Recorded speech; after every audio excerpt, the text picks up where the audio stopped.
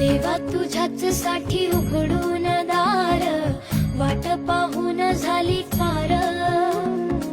चिंता हरून देवा थकला असणार, दे माझ्या खांद्यावर भार.